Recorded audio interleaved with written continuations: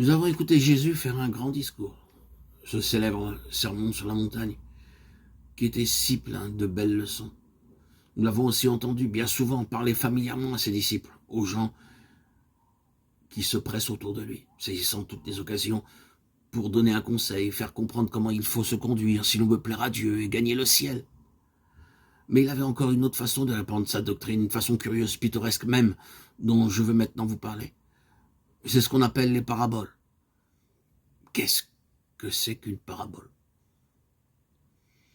Un petit récit, très vivant, mettant en scène des personnages, une histoire, parfois dramatique, parfois émouvante, qui rappelle un peu les fables que vous connaissez bien. Les Orientaux ont toujours beaucoup aimé ce genre qui permet de graver dans les mémoires une leçon morale. Et vous-même aujourd'hui encore, vous savez que lorsque vous apprenez la cigale et la fourmi, ou le meunier, son fils et l'âne, vous retenez plus aisément le sens, la morale qui s'en dégage.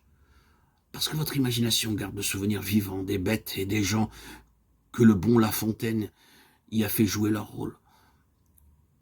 Quand vous lisez une parabole de l'Évangile, vous avez donc à considérer deux choses. D'une part, le récit avec ses épisodes, ses personnages, le petit drame qu'il contient.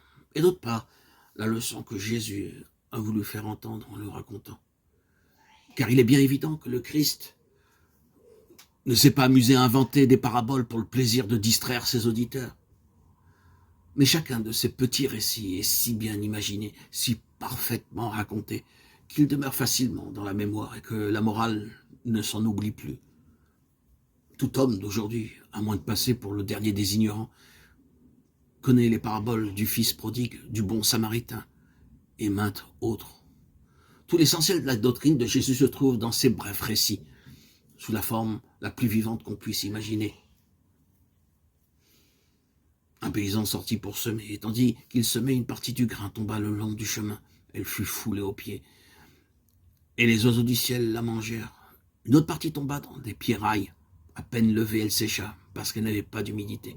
Une autre partie encore tomba dans les épines, et en croissant, les épines l'étouffèrent. Mais une dernière partie tomba dans la bonne terre, et elle produisit 100 pour 1. N'est-elle point parfaite, cette parabole?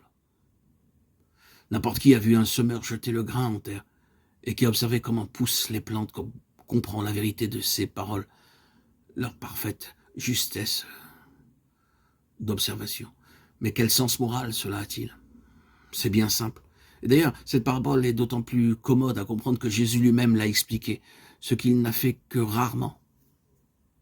Ses disciples, lui ayant demandé le sens de son récit, il répondit: la semence, c'est la parole de Dieu. Les grains qui tombent au long du chemin et que les oiseaux dérobent, ce sont les hommes qui ont entendu la parole, mais qui ensuite la laissent voler par le démon. Les grains jetés dans les pirailles, ce sont les hommes qui accueillent avec joie la parole divine, mais qui la laissent mourir en eux, faute de racines. C'est-à-dire qui succombent à la première tentation. Les grains tombés parmi les épines représentent ceux qui permettent aux soucis, aux richesses, aux plaisirs de la vie d'étouffer en eux la parole de Dieu, qui ne peut pas arriver à maturité. Mais la semence déposée dans la bonne terre, celle-là, elle représente ceux qui, ayant recueilli la parole dans un cœur excellent, la font germer en eux et produisent des moissons de vertu.